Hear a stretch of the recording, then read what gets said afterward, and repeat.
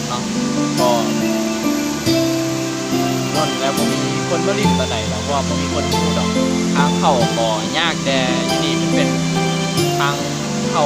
เรื่อยเก่านะและอยู่นี่มันก็เป็นธรรมชาติดีก็เหมาะสมสำหรับครอบครัวเนาะผู้ใดที่ว่ามักแบบเงียบแบบว่าไปลิ้นน้ำตกแบบว่าบ่มีคนหลายเนาะอยากไปลิ้นเป็นสำหรับครอบครัวอีหยังก็ตรงนี้เหมาะสมเลยก็ผู้ใดยังฮู้ว่าอยู่จุดใดเดี๋ยวทักหาเพิ่นได้เลยเดี๋ยวข้อยจะบอกรายละเอียดอยู่นี่มันเป็นห้องตาดฤาษีเนาะอยู่จำปาสักเดี๋ยวเบิ่งความงามของน้ำตกเ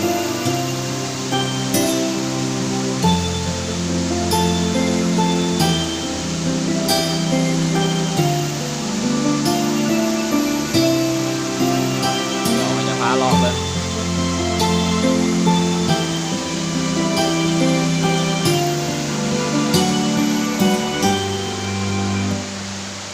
เด็กน้อยไทยบ้านเขาเจ้ามาลินน้ำ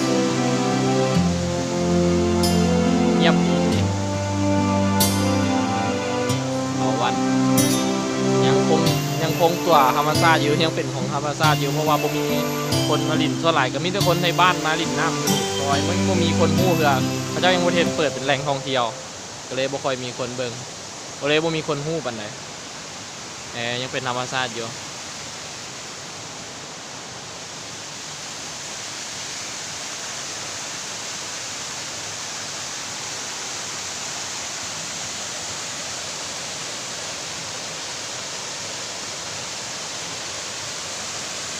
ไฟก้อนหินเลย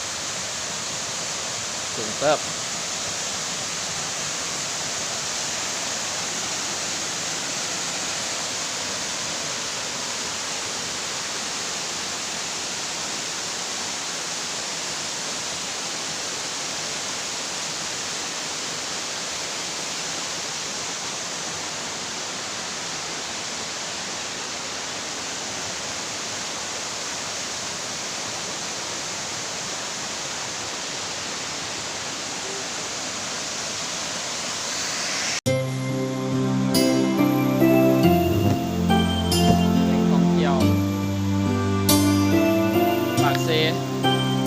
ภาคใต้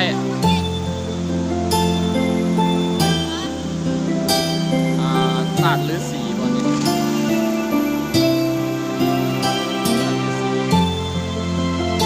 น้อยวันนี้นะครับ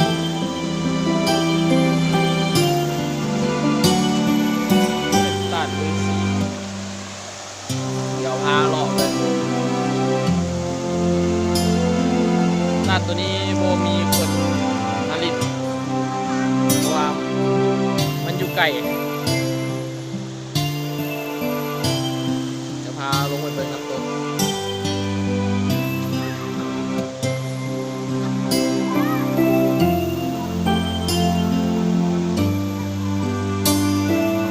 พาอย่างหลอก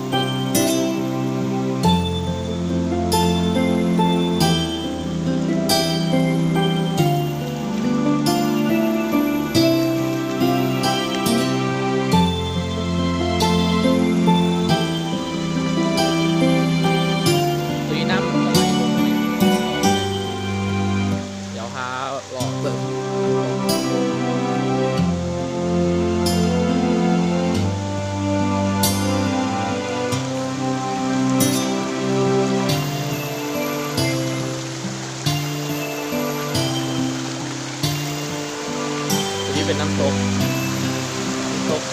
ตาดฤาษี